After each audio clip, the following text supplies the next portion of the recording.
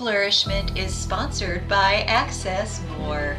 Do you want to go deeper in your faith even while you're on the go? No matter how busy the season you're in, Access More has a library of faith-based podcasts to help you grow spiritually. With podcasts from Christian thought leaders such as Christine Caine, Lisa Harper, Taryn Wells, and Bob Goff. You can hear podcasts on religion, culture, family, entertainment, and so much more. Access More gives you a safe space to find inspiring conversations about faith. Start listening today at accessmore.com. Could you find joy in any circumstance? If the worst things happen in your life, are you able to cultivate joy in the midst of that? That is what we're going to address today on Flourish-Meant. I'm your host, Tina Yeager. Flourish-Meant is part of the Spark Media Network and can be heard on the Edify app. Today, we have a remarkable guest with us, JT Jester. He is an entrepreneur, philanthropist, podcaster, inspirational speaker, an experienced mountaineer, extreme skier, and adventurer who was born with a life-threatening syndrome as well as extreme dyslexia and short-term memory loss. In spite of this, he has grown to establish the JT Mestdagh Foundation to bring encouragement, hope, joy, and laughter to people with physical and learning disabilities and their families. He's here to share with us how to find joy in any circumstance.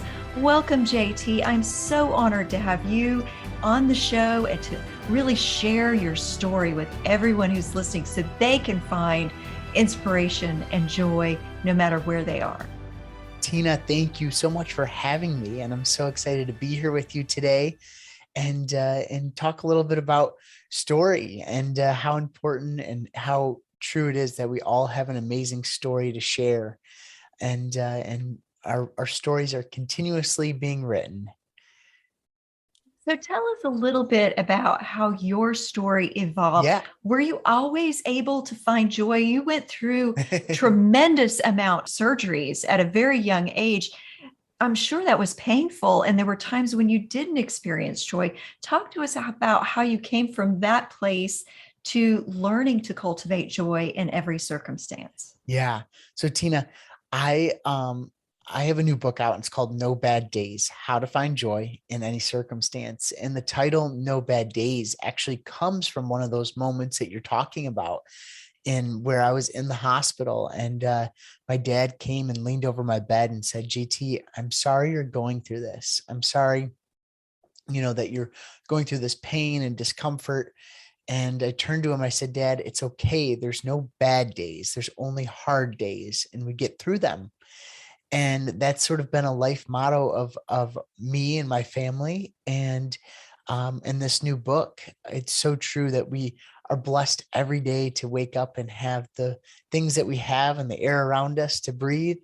And every day is a blessing, but there definitely are hard ones. And my journey starts off at birth. My hard days started right there. I had what was called VACTERL syndrome. It was a birth defect that was not traceable at the time during birth. And so my parents thought and expected to have a healthy baby.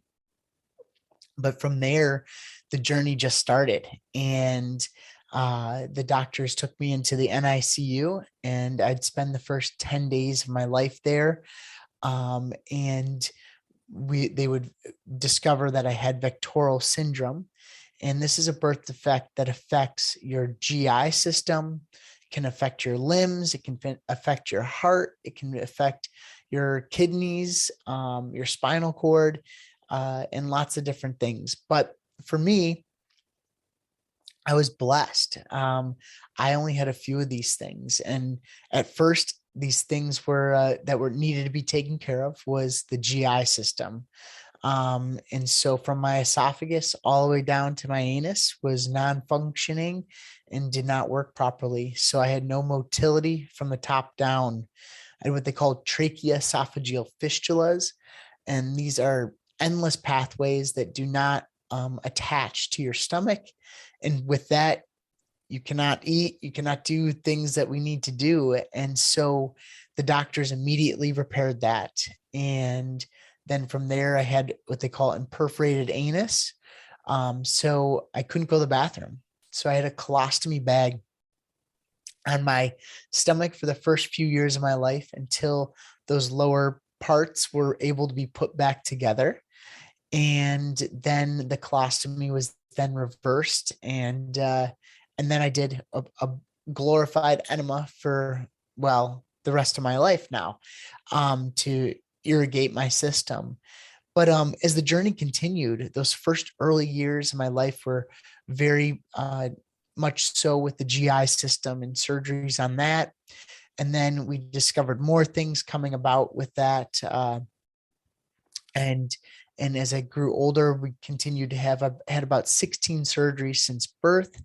And it, one stay that I've had at a hospital has been over 200 and some days, working through things. But with that being said, as I got older, I developed passions for different things and things that I love to do, which we can talk more about too. But the medical still continued. And throughout middle school and high school, I had what they call tethered spinal cord. And it was something that very well could come about with VACTERL syndrome. And it did for me. And they noticed it in those years of my life. And so what it is where your spinal cord attaches to your sacrum nerves. So as you're growing, it's pulling on those nerves. And so what they have to do is go in there and release that, because it can cause damage to, what we started to notice was I had a limp, I had loss of bladder control, I had lots of things were popping up that were abnormal and not good. And so we were blessed to have very amazing surgeons along our way that have gotten me to where I am today. You're able to climb mountains now and do extreme skiing and hunting and all of these amazing things after all of these surgeries. That's pretty miraculous. Do you feel like some of that healing has to do with the mindset that you've chosen and the faith that you have anchored yourself in? Yeah. I think that is so true. Like the faith aspect. I've been blessed to be surrounded with very strong Christian family and everything. And my journey with faith, I think with the medical side is really where, I saw it and it blossomed, but where it really blossomed is kind of after some of those difficult medical days, because I was younger then. And so one time in particular or the time that I devoted my life to Christ was a time that I went to this camp, and it's in Everett, Michigan. It's called Spring Hill Camp. It's an incredible Christian camp and just a ton of fun. And I'd been going there for years. And for me to go to camp was a lot because my medical stuff, I had to do a bowel management program every day, and having to do that, with the nurse at the camp, it's a lot different than what I was used to. But it was just a fun, safe place that I could enjoy my time with my friends and my tribe of people. And so as I was there, they had campfires every night. And one night, on my journey going there,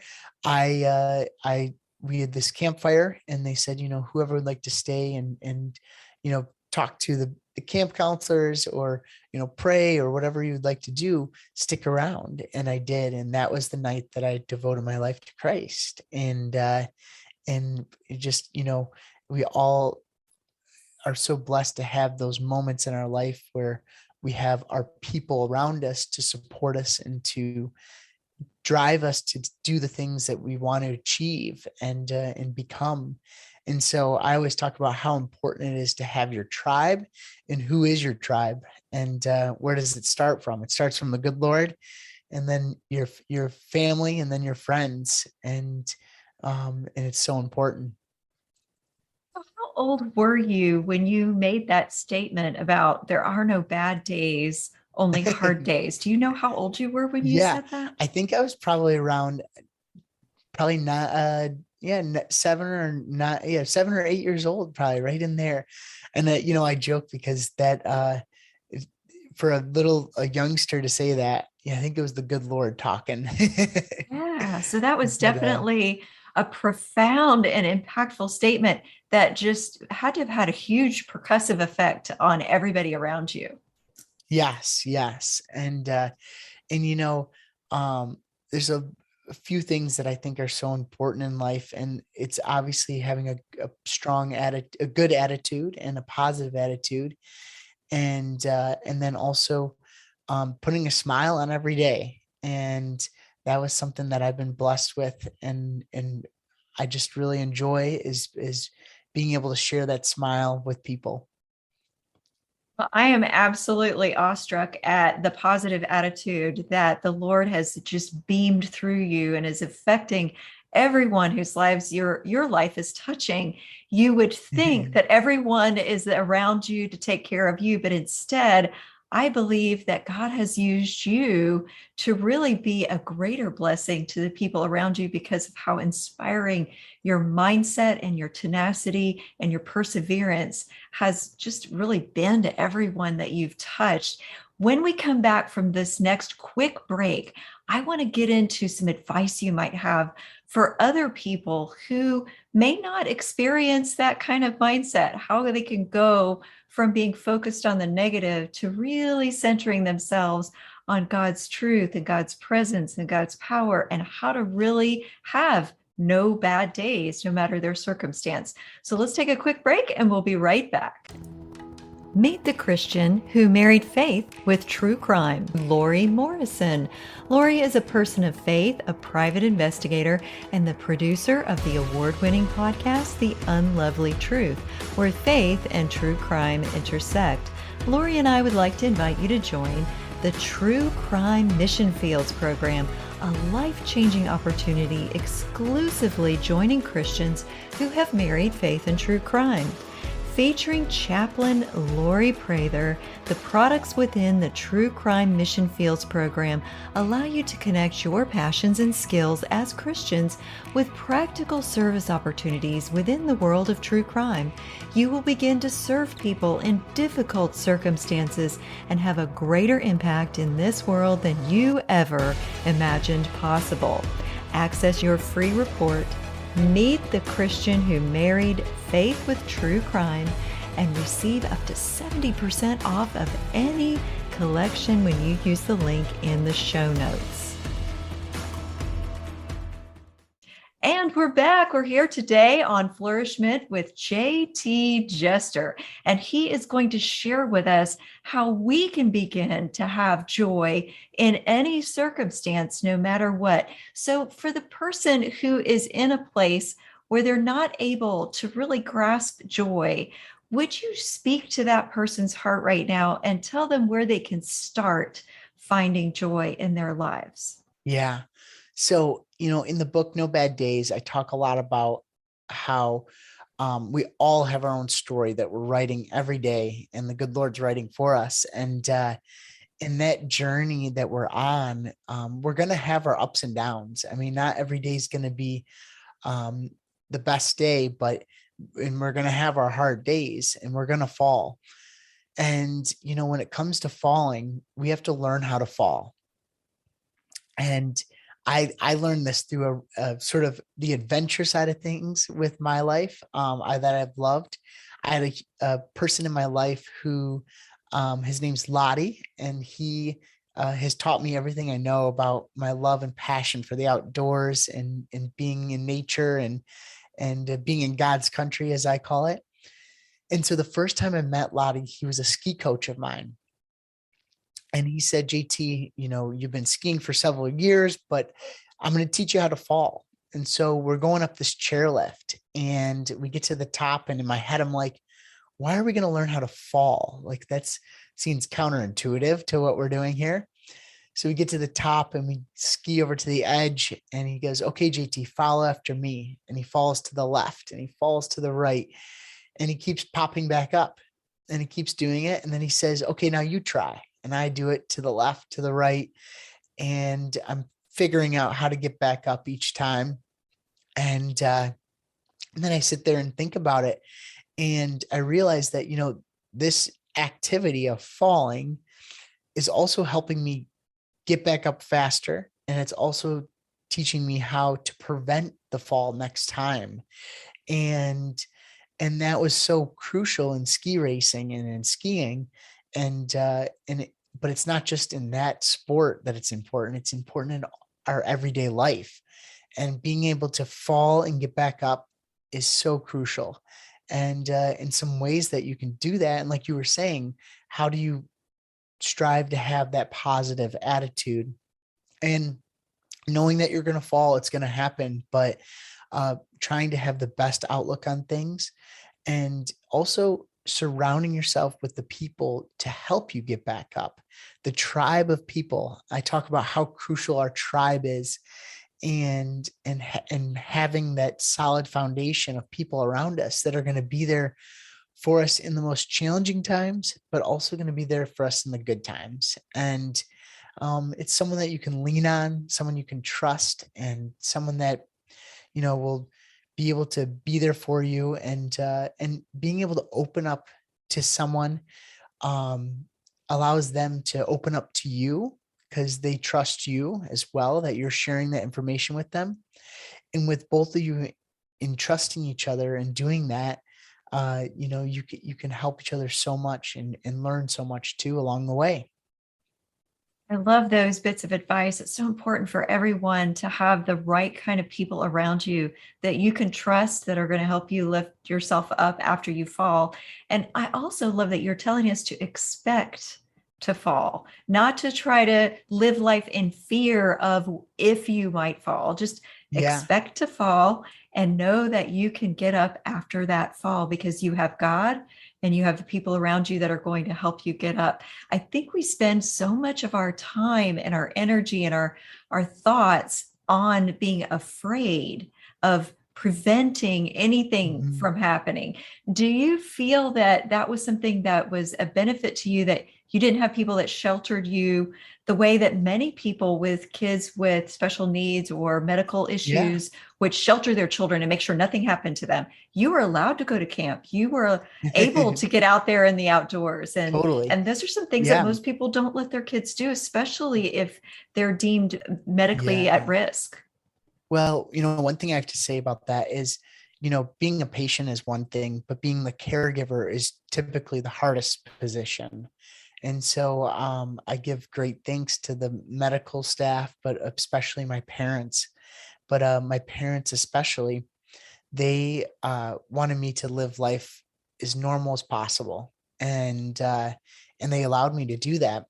And one of the things was, they never said no. They might think about some things that were on my mind to do, but they never said no to going on adventure. And so, some of those adventures were things that I never thought would be possible. But we made it happen and we made it work. And so one adventure that I did was Mt Kilimanjaro. Now, with my medical stuff, I was never supposed to, not never supposed to, but never thought it would be possible to be more than, 24 hours away from a bathroom for my stuff. But going to Kilimanjaro meant that we would have to train. We'd have to figure out how to get medical supplies there, how to use it on the mountain, and how to make it possible. And we did that. And we did that by an amazing tribe, amazing group of people. So we had that gentleman who, like I said, is hugely a part of my tribe, Ladislav, who taught me so much about skiing, but also about just adventure in general, from ice climbing to mountaineering to hunting. And so Lottie and he said to me, what is one bucket list item that you want to do? And this was when I was graduating college. And I said, Lottie, I really want to go and climb a mountain. And he said, okay, let's do it. And so we chose Kilimanjaro, and we set out for this adventure, and we spent a few months training. And training meant I trained for quite some time, but training in the mountains and actually doing treatments there and figuring out how I would do my medical stuff. From there, we went to Kilimanjaro, and our tribe continued to grow and become stronger and stronger. Lottie and his wife, Martina, who is a nurse, actually. So amazing to have along for my parents' sake and my sake. We got to Tanzania and met up with our team, and we headed up the mountain. And this expedition typically takes 6 to 7 days on average pace, but we had a goal to summit on the 4th day. Now, the reasoning for this was because we love setting goals, but also we wanted to make sure that we would have the medical supplies and the resources in really the shortest time on the mountain for me. And so we chose a route that would allow us to do this. And the adventure started, and we went up and we made it to the first base camp. And it was unbelievable in the rainforest and getting to know the guides that we were with. And then the next day we went from there to more of a high desert feel and spent the night there.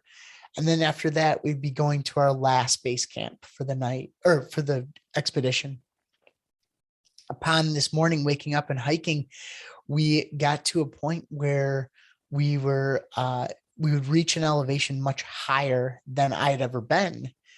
And when we got to this, I happened to look down at my GPS and saw that we were literally at the elevation that I've been to before. And that was the highest I'd been.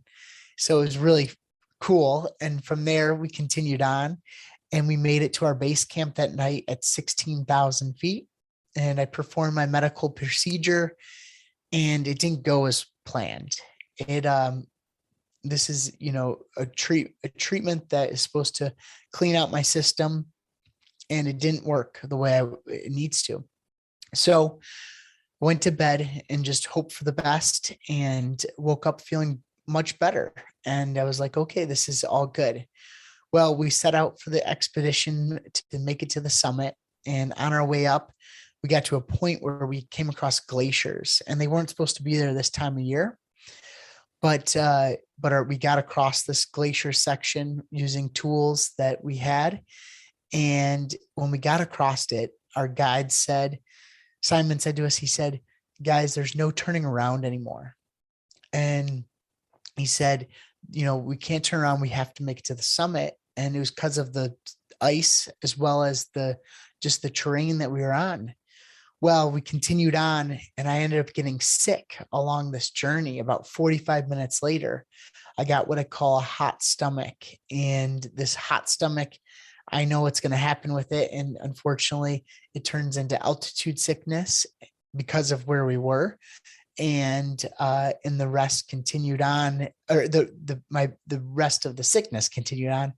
So we made our way to a point where I had to give up my backpack, and I gave it to one of the guides. And it was one of the things I really didn't want to do. I was like, I want to make it there on my own, under my own power and everything. Well, made it there under my own power to the summit, but had to give up that backpack. But the emotional moments of just seeing the top and seeing the sign, welcome to the top of Mt Kilimanjaro, was just so exciting, and so many emotions, and just this feeling, the spiritual feeling too, of like, wow, the good Lord got me here, and I did it with my amazing tribe. And I think that giving up of that backpack, plays a role into all of our lives. When we fall, sometimes we're going to have to give up something, and we're going to have to figure out how to get on, move on. And that's why we have that tribe to help us move on and continue on. How many mountains did you climb before you chose the big Kilimanjaro whopper of a mountain? So I'd climbed, Kilimanjaro is the highest mountain I've climbed so far. And with that, A lot of my climbing had been in Colorado previously, doing several 14ers throughout there. For our training, we were able to do a lot of 14ers and spend the night on the top of those to allow our body to acclimatize and to grow more red blood cells at that altitude. And so the coolest thing was is that we spent the night on top of Mount Elbert in Colorado. The next morning we came down and we had our bags packed and we went right to the airport and we took off and went right to, well, it was, a several day trip to get to Tanzania, but we went right to Kilimanjaro. So we went from that high altitude right to the base of Kilimanjaro as quickly as possible. So you didn't just set any old goal, you set a huge goal.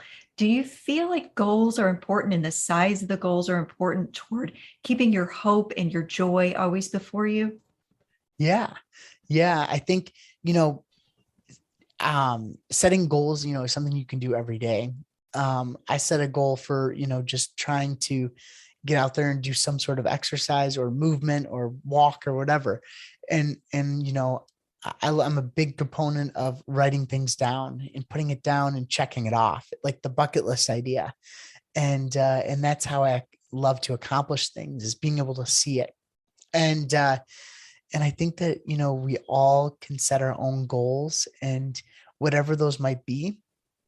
And doing it on a day-to-day basis and then a month basis and a year basis, and looking at how you can accomplish what you want to accomplish is so important, and being able to see it is so beneficial.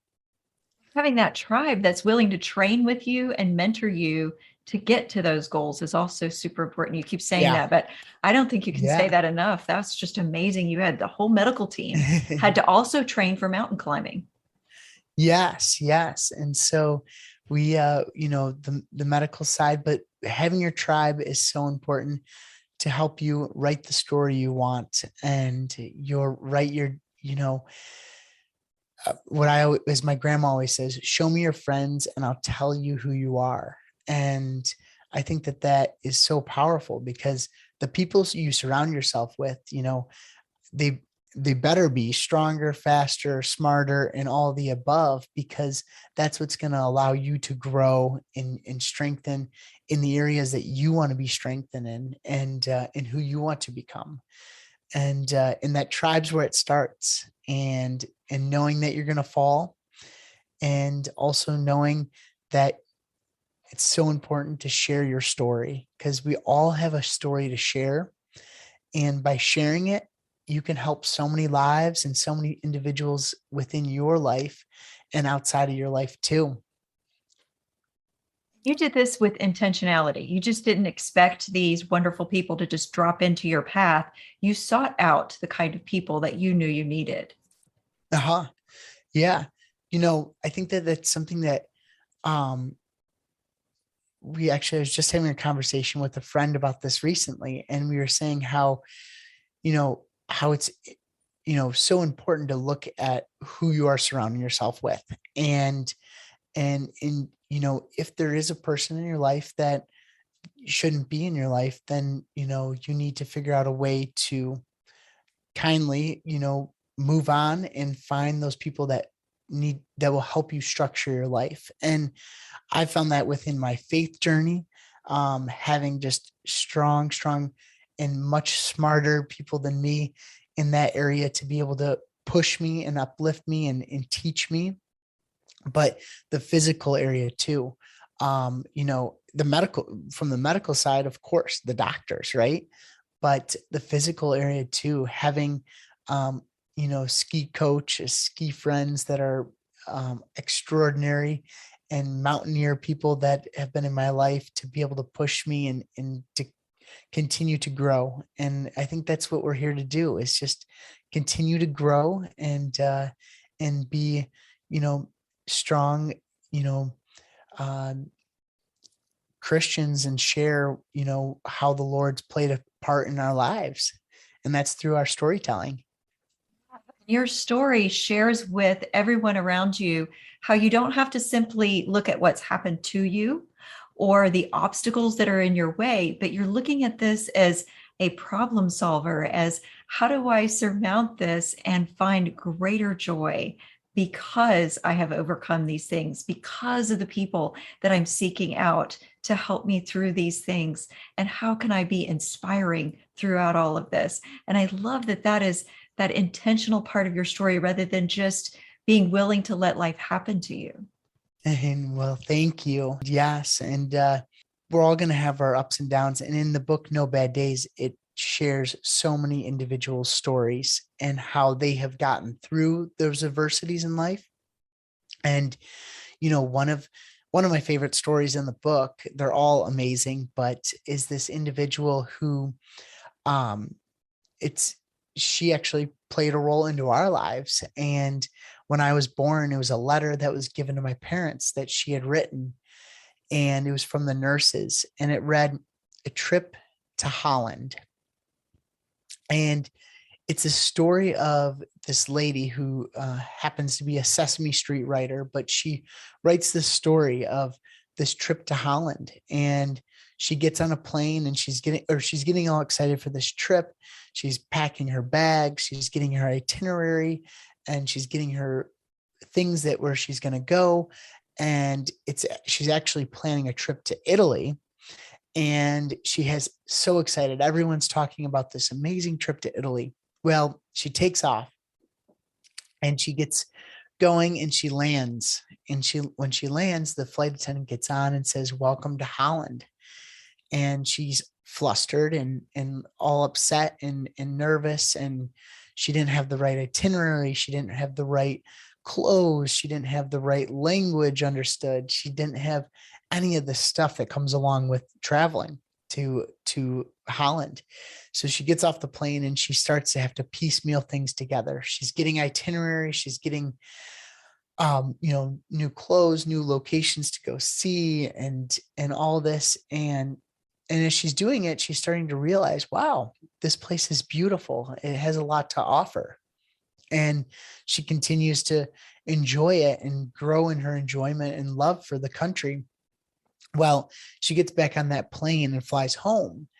And when she gets home, everyone's talking about how amazing Italy was. And she didn't get that experience, but she has a new experience about how amazing her trip to Holland was.